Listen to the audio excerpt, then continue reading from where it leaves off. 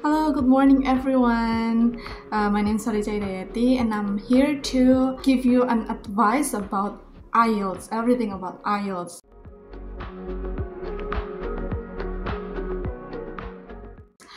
Nih kebetulan aku baru aja selesainya tes IELTS pertamaku. Aku ambil tes di Jogja kemarin tanggal 6. Ambil modulnya yang academic training. Ini aku baru pertama kali bikin itu ya, video ya. Jadi mohon maaf nanti kalau ada kesalahan kata-kata. Terus nanti aku akan bagi seksi ngomongku jadi beberapa seksi. Yang pertama introduction to IELTS. Yang kedua itu tentang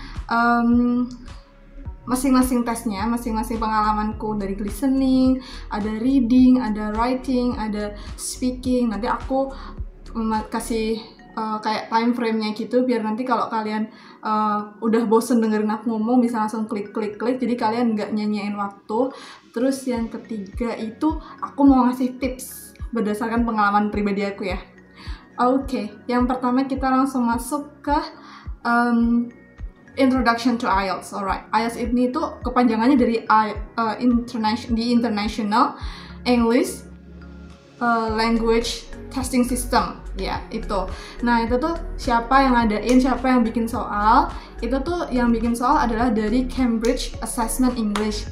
Terus yang ngadainnya ada beberapa. Tapi yang internasionalnya itu IDP sama British Council. Nah, gunanya apa nih si tes ini? Kenapa banyak orang yang pengen banget walaupun harganya mahal? Itu karena dia itu biasanya sebagai syarat administrasi untuk beberapa hal yang sifatnya akademik maupun non-akademiknya. Buat akademik biasanya tuh IELTS Academic Training.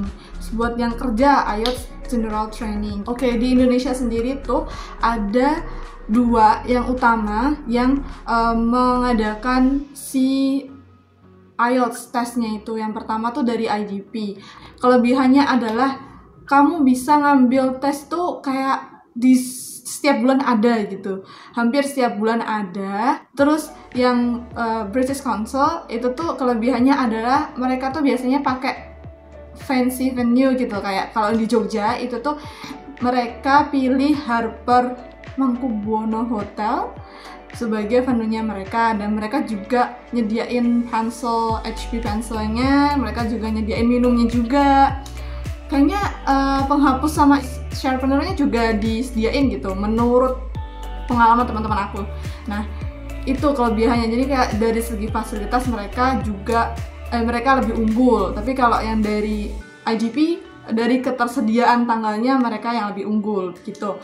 Cuman itu it depends on people preferences ya menurutku ya. Maksudnya ketika kamu butuh banget ya, kalau aku sih prefer yang ada aja IDP, nggak apa-apa nyediain semuanya sendiri, toh juga nggak seberapa, habis itu pensilnya juga masih bisa dipakai gitu kan. Buat itunya, examinernya of course dua-duanya native.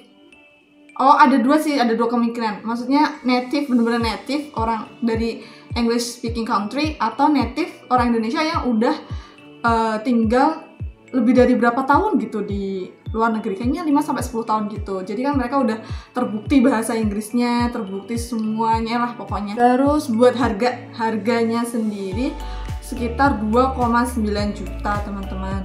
2,9 juta itu sebenarnya kayak di flat rate-in gitu loh. Jadi awalnya kayaknya 250 USD apa ya, tapi kan USD naik turun ya, jadinya di Indonesia sendiri di flat rate-in jadi 2,9 juta. Jadi persiapkan mental untuk merogoh kantong lebih dalam sedikit gitu.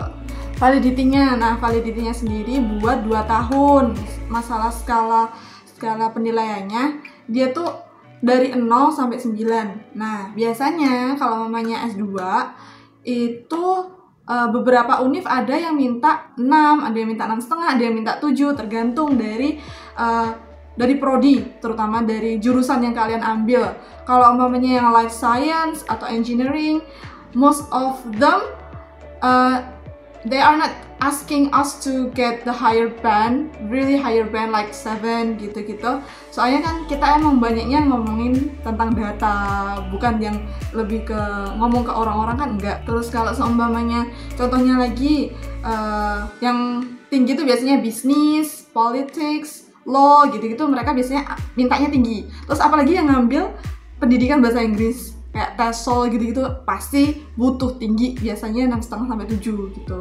Terus yang pertama kan tadi dari itunya ya, dari jurusannya. Yang kedua tuh dari kayak ranking universitasnya. Jadi kayak semakin tinggi, menurut aku yang aku searching tuh makin mereka minta makin tinggi juga IELTS-nya. Soalnya kan juga buat sarana buat penyaringan mahasiswanya ya. Yang kedua itu buat kalau menurutku itu tuh lebih ke biar nanti di sana mahasiswanya tidak ada kendala dalam masalah akademiknya sama masalah kesehariannya. Terus masing-masing sectionnya itu kayak yang listening bla bla bla sampai speaking tuh ada band deskriptornya. Nanti aku bakal naruh link di bawah kalau kalian mau cek dulu buat persiapan apa sih yang harus persiapin, apa yang harus aku fokusin buat belajar gitu. Karena menurut aku ini termasuk semua tes itu semua bisa dipelajari kalau kamu tahu apa yang bakal diujikan gitu. Habis kalian daftar, kalau aku kemarin kan di IDP daftar, terus nanti bayar, habis bayar kamu dapat kayak email gitu tentang pembayaranmu udah masuk, terus habis itu nanti disuruh datang. Nah ini nih, jadi ada yang harus seperti diperhatikan, itu tuh kayak kamu bisa aja dapat jadwal speaking di hari itu. Kayak aku kemarin dapat speaking juga di hari dimana aku tes seksi-seksi yang lain. Tapi kalau mamanya ada orang juga yang dia itu dapat jadwal speakingnya di hari yang berbeda. Ini berlaku di IDP, aku tidak tahu yang lainnya ya. Kalau aku kemarin suruh datang maksimal jam 7.30, walaupun tesnya sendiri jam 9 pagi. Kamu bakal, yang sebelum masuk tuh kamu bakal diverifikasi dokumennya, tergantung dari dokumen apa yang kamu pakai waktu registrasi. Kalau aku kemarin pakai paspor, ya udah nanti aku nunjukin paspor. Tapi kalau ada yang pakai KTP juga boleh banget gitu kan. Maksudnya ada dua pilihan memang. Urutannya tuh ditanyain dokumen yang buat daftar, fingerprint, baru foto. Nah gitu. Oke, listening, kita bahas tentang listening. Aku mau ngasih yang common knowledge-nya dulu lah tentang si listening ini. Listening itu kalau di IELTS dibagi jadi 4. Yang pertama, ini yang pola umumnya yang sampai 2020 ini dipakai. Itu yang pertama itu adalah 2 orang cakap-cakap tentang kehidupan sehari-hari. Contohnya kayak, aku mau pinjam aula nih buat acara ini. Terus mereka biasanya ngomongin, oh ya price-nya segini, itunya kayak fasilitasnya ini, bla bla bla bla gitu. Nah, terus yang kedua itu masih daily life juga, tapi dia lebih ke satu speaker aja. Terus yang ketiga itu dia lebih dari 2 orang, biasanya 3 orang atau bisa 4 orang. Itu tuh lebih ke udah masuk ke akademik. Contohnya kayak kamu sama temenmu mau ada penelitian, kamu bilang ke kayak konselormu, aku mau penelitian kayak gini gimana, terus biasanya konselornya ngasih tahu step-stepnya kayak gini. Oke, terus yang keempat itu lebih ke satu orang giving a lecture. Jadi kuncinya di listening ini itu adalah mengetes seberapa peka kamu dengan yang dia omongin sama si speakernya. Nah, kalau di IELTS itu tuh mereka jarang banget ngasih pertanyaan yang jawabannya sesuai gitu. Kayak lebih ke kamu harus nge-paraphrase pernyataan mereka, karena mereka tuh banyaknya ngasih sinonim kah, atau kadang tuh ngomong habis itu dikoreksi, terus koreksi lagi. Jadi kamu harus tahu arah pembicaranya kemana, lebih ke kayak gitu. Jadi kayak menurutku ini tuh tes yang gampang-gampang susah. Itu juga mengetes endurance kamu. Jangan sampai kamu tengah-tengah, kan 40 menit nanti, jadi 30 menit buat dengerin 4 lecture-nya itu sambil jawab, 10 menit nanti buat transfer jawaban kamu ke kertas gitu. Nah, kalau aku ya pribadi 10 menit itu aku alokasiin buat ngecocokin jawabannya aja, bukan nge-transfer. Waktu itu aku dapat soalnya apa? Honestly, nggak sesusah kalau mamanya kita latihan, nggak sesusah yang ada di Cambridge books dari 1 sampai 4, of course, dan nggak sesusah kalau kamu dapat latihan dari tutormu atau dari lembaga buat belajar IELTS semua itu. Nah, kebetulan aku sendiri di Jogja ini juga dapat privilege dari LPDP buat belajar IELTS di UGM gitu. Jadi aku balik lagi ke kampus gitu.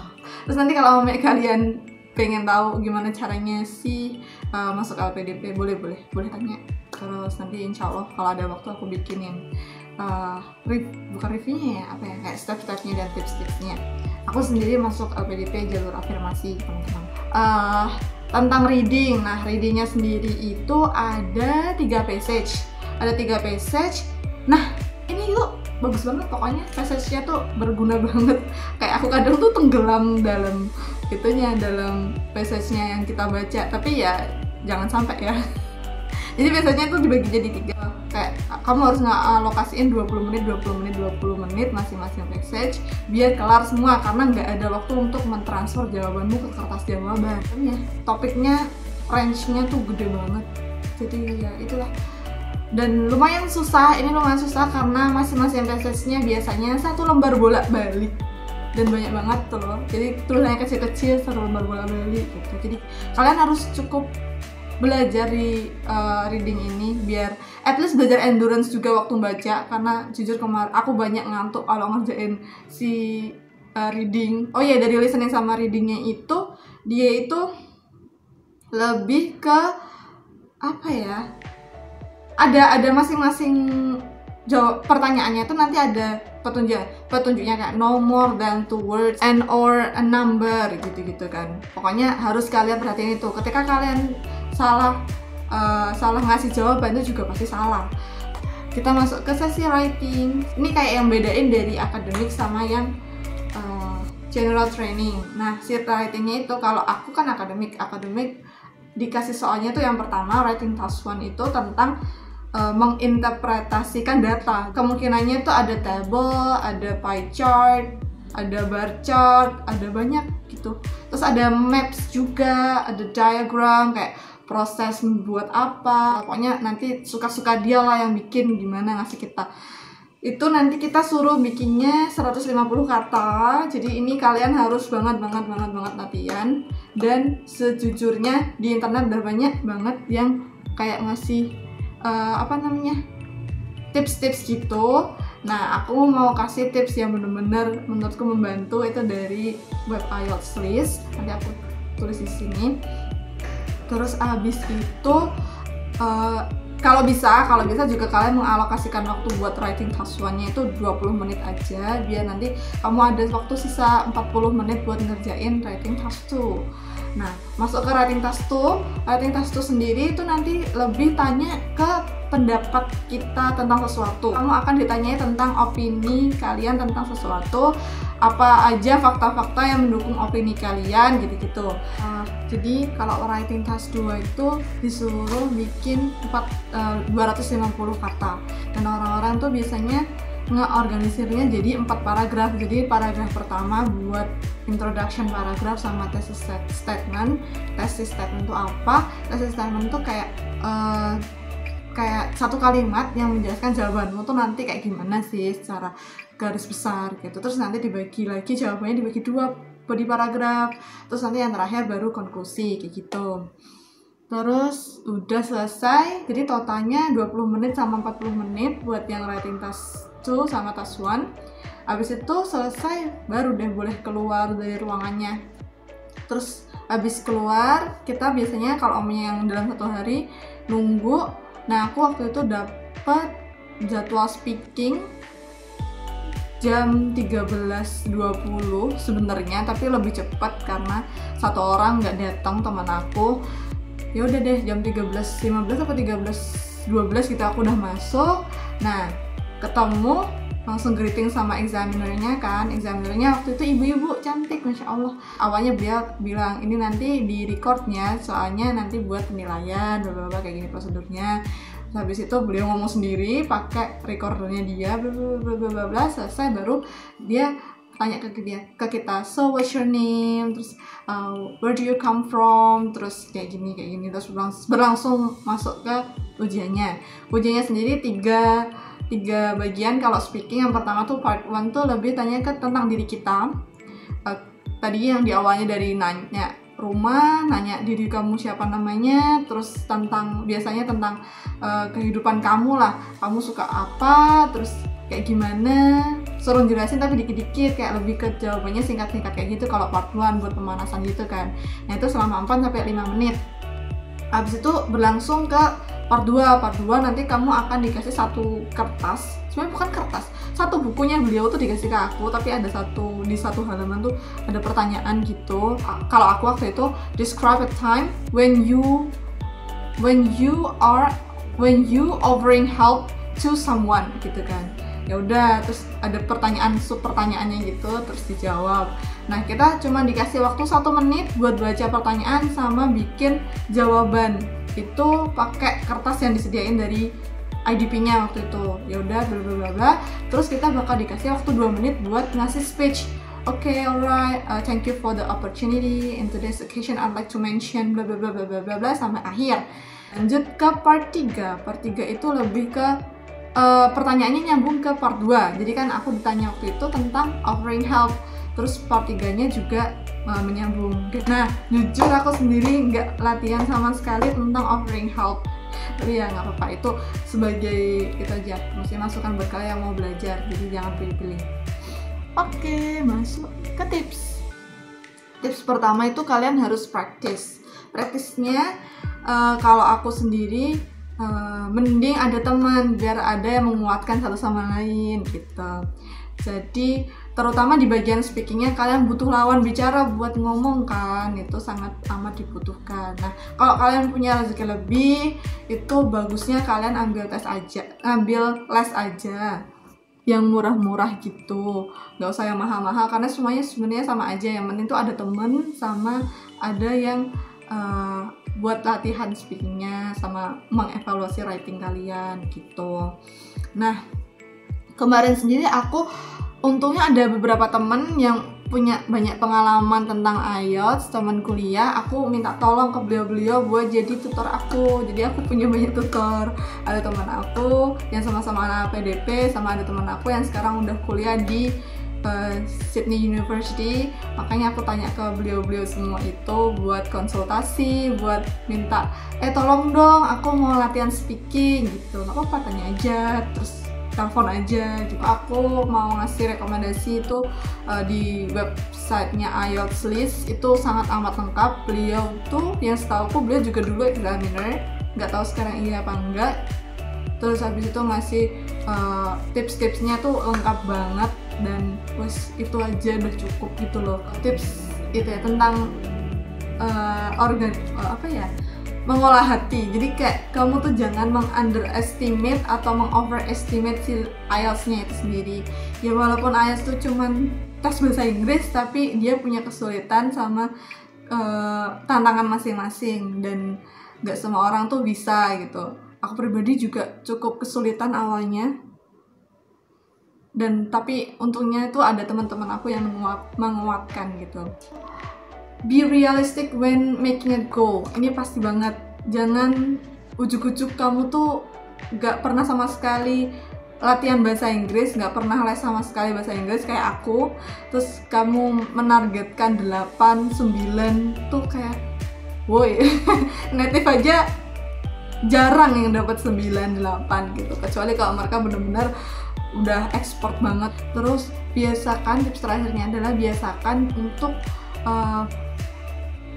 menggunakan kamus monolingual rather than the bilingual dictionaries. Bilingual dictionaries itu kayak yang ada di aplikasi kamusku atau di Google Translate. Itu kan lebih kamu mau ngomong apa langsung ditranslate ke bahasanya mereka atau vice versa. Tapi ketika nanti kalian pakai monolingual dictionaries yang biasa aku pakai dalam Merriam-Webster. Nanti aku taruh di bawah. Nah itu tuh nanti kalian bisa belajar juga buat parafrase. Kalian juga bisa belajar dari situ kayak sinonim, antonym, how to make it, how to put it in the sentence. Tuh, jadi banyak banget manfaatnya. Nah, that's it. Itu aja yang mau aku kasih tahu dari awal sampai akhir. Semoga membantu. Terus bagi orang-orang yang pengen ada cita-cita yang emang di luar jangkauannya tuh ya nggak apa-apa gitu. Dan ini tuh wajib banget buat diwujudin, jangan patah arang bagaimanapun kondisi kalian. Semua orang tuh punya worries masing-masing. Please jangan underestimate diri kalian. Kita punya kemampuan, manusia tuh udah dikasih kapasitas buat menggapai apapun yang diinginkan atas kehendak Allah Subhanahu wa Ta'ala. Please gitu aja. Semoga berhasil semuanya. Doakan aku juga berhasil ya. Ya, dadah.